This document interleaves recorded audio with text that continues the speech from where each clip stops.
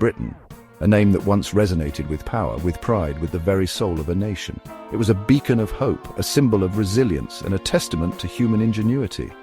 The British Empire, at its zenith, spanned continents and influenced the world in ways that are still felt today.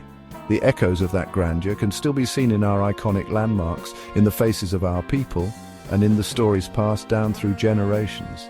But today that name echoes with a different sentiment. Today that name echoes with a different sentiment, a sentiment of doubt, of fear, and of a creeping sense of loss that permeates every corner of this once great land. The streets that once bustled with life and vibrancy now stand eerily silent, a stark reminder of the changing times. Doubt, fear, a creeping sense of loss that permeates every corner of this once great land. The bustling markets, the lively pubs, the vibrant communities, all seem to be fading into a distant memory. The faces of the people reflect a collective anxiety, a worry about what the future holds. We are a nation at a crossroads, teetering on the precipice of irreversible decline. The choices we make now will determine the fate of our nation for generations to come. Will we rise to the challenge, or will we succumb to the forces that seek to divide and weaken us? The signs are all around us for those willing to see. Our infrastructure is crumbling, our public services are stretched to the breaking point, and our communities are fracturing. The once proud buildings now stand as monuments to neglect and decay. Our streets, once a testament to our unique heritage, are now awash with the emblems of 100 different cultures. While diversity can be a strength, it has also brought challenges that we have yet to fully address. The sense of a shared national identity is eroding, replaced by a patchwork of competing interests and divided loyalties. Our institutions, the bedrock of our society, crumble under the weight of apathy and corruption.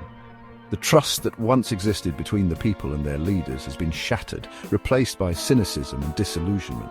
The very foundations of our democracy are being undermined. The values that once defined us, courage, resilience, self-reliance, are mocked and discarded by the very people entrusted to uphold them. The spirit of defiance that saw us through the darkest times is being extinguished, replaced by a culture of dependency and entitlement. This is not the Britain our forefathers fought for. They fought for a nation that stood tall, that faced its challenges head-on, and that emerged stronger for it. They fought for a Britain that was a beacon of hope and a symbol of resilience. This is not the Britain we were promised. We were promised a land of opportunity, of fairness, and of shared prosperity. Instead, we find ourselves in a land of broken promises and shattered dreams. This is a Britain on the brink, a nation sleepwalking towards its own demise. The warning signs are all around us, yet we seem unable or unwilling to heed them. We are drifting, aimless and uncertain, towards an uncertain future. And the most terrifying aspect of this slow-motion collapse is that it is entirely self-inflicted. We have allowed ourselves to be led astray by false promises and empty rhetoric. We have turned a blind eye to the rot that has set in at the heart of our society. We have allowed leftist ideologues, drunk on their own utopian fantasies, to dismantle the very fabric of our society. Their vision of a perfect world has led to chaos and division as they seek to impose their ideals on a reluctant populace. We have allowed mass immigration to dilute our culture, our values, our very sense of self. The influx of people from different backgrounds has brought new challenges and tensions as we struggle to integrate and find common ground. We have allowed corruption to fester in the corridors of power, eroding trust and sowing the seeds of discontent. The very people who are supposed to serve and protect us have betrayed that trust, leaving us to pick up the pieces.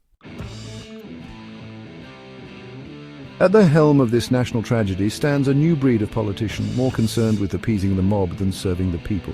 They preach diversity while presiding over division. They champion tolerance while silencing dissent. They offer empty platitudes while our heritage is systematically dismantled.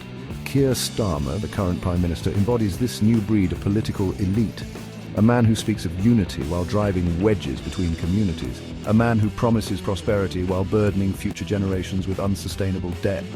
A man who wraps himself in the flag while undermining the very values it represents. His government, a motley crew of hard-left activists and career politicians, is more interested in virtue signalling on the world stage than addressing the very real problems facing everyday Britons. They are the architects of our decline, the engineers of our demise. They are the embodiment of everything that is wrong with Britain today. Their policies, a toxic cocktail of open borders, economic mismanagement and cultural self-flagellation, have brought us to this precipice. They have opened our borders to the world without any thought for the consequences. They have crippled our economy with their socialist dogma, and they have waged a relentless war on our history, our culture, and our very identity. The ghosts of empire are invoked not to celebrate, but to condemn. These echoes of the past are not mere whispers, they are loud, resounding calls to dismantle the very fabric of our history. Our history, once a source of pride, is now a weapon wielded against us. The landmarks that once stood as testaments to our achievements are now battlegrounds for ideological warfare. Every statue, every monument, every symbol of our past is under attack. The very stones that tell our story are being shattered, the narratives they hold rewritten or erased.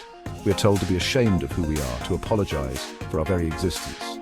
The narrative is clear. Our past is a burden, not a legacy.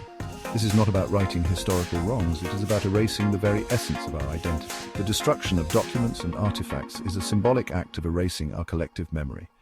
This is about rewriting history altogether. The burning of books and the shredding of records are not just acts of vandalism, they are deliberate attempts to control the narrative of our past. It is about erasing our national story and replacing it with a narrative of guilt and self-loathing. The murals and paintings that once inspired us are now replaced with images that seek to shame us. It is about severing the ties that bind us to our past and, in doing so, robbing us of our future. The empty pedestals and broken chains are metaphors for a society unmoored from its roots. This cultural revolution, for that is what it is being waged on multiple fronts. From our museums to our schools, no institution is safe from this wave of revisionism. In our schools, our children are being force-fed a diet of white guilt and historical revisionism. The curriculum is being rewritten to fit a narrative that paints our history in the darkest of hues. Our universities, once bastions of free thought, have become echo chambers of leftist orthodoxy. The diversity of ideas has been replaced by a monolithic ideology that brooks no dissent. And our media, instead of challenging this dangerous dogma, acts as its cheerleader and enforcer. The role of the press as the fourth estate has been subverted to serve a singular narrative. This is how a nation loses its soul, not through conquest, but through surrender. The empty streets and defaced statues are silent witnesses to a cultural capitulation. Not through conquest, but through surrender. The neglect of our historical landmarks is a testament to our collective apathy. Not through force of arms, but through cultural suicide. The empty museums and deserted buildings are the casualties of a war waged not with weapons, but with ideas. And that is precisely what is happening to Britain today. The defaced landmarks and graffiti on our national symbols are stark reminders of a nation in turmoil. We are witnessing the slow, agonizing death of a nation, orchestrated by those who claim to love it most. The somber scenes of vandalized sites and mourning citizens are the tragic endnotes of a story being rewritten before our very eyes. Section 4. The Great Replacement.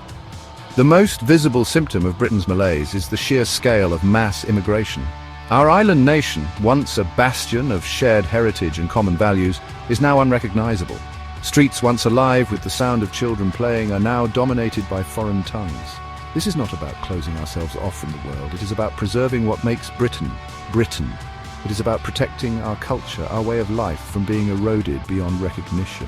How can we expect newcomers to integrate into a society that no longer has a clear sense of itself? The influx of people from vastly different backgrounds with different customs, different values, and different expectations has placed an unbearable strain on our social fabric. Our schools and hospitals are overflowing.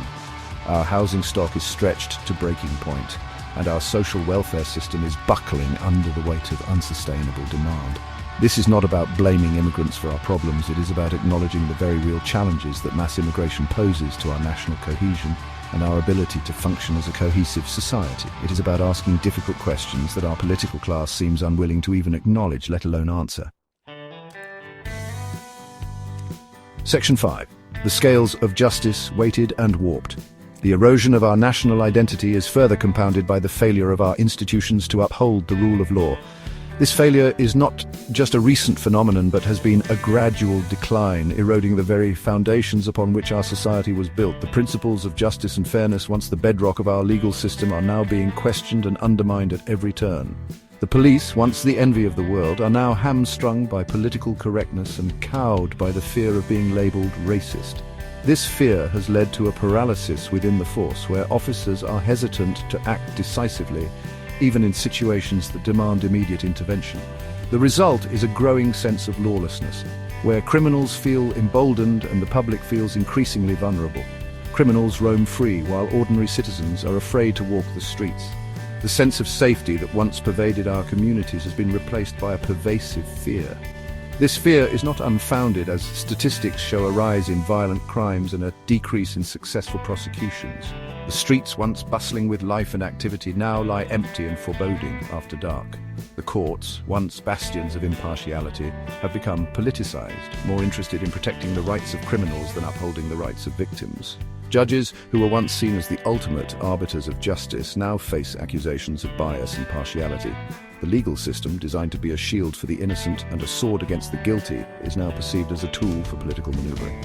The scales of justice, once balanced and fair, are now weighted in favor of the lawless and the disorderly. This imbalance is not just a metaphor, but a stark reality that affects the lives of countless individuals. Victims of crime feel abandoned, while perpetrators exploit the system's weaknesses to evade accountability. The very concept of justice is being warped, leaving society in a state of moral and legal disarray. This is not about advocating for a police state, it is about restoring a sense of order and security that allows communities to thrive. It is about ensuring that the rule of law is applied consistently and fairly without fear or favor. It is about rebuilding trust between the public and the institutions meant to serve and protect them. It is about restoring law and order to our streets. Law enforcement must be empowered to act decisively and justly, without the constant fear of political repercussions. Communities should feel safe and supported, knowing that their concerns are being addressed and that justice is being served. It's about ensuring that criminals are brought to justice and that victims are given the support and protection they deserve. The justice system should be a beacon of hope for those wronged, providing a clear path to resolution and reparation. Victims should never feel that their suffering is ignored or minimized in the pursuit of political correctness.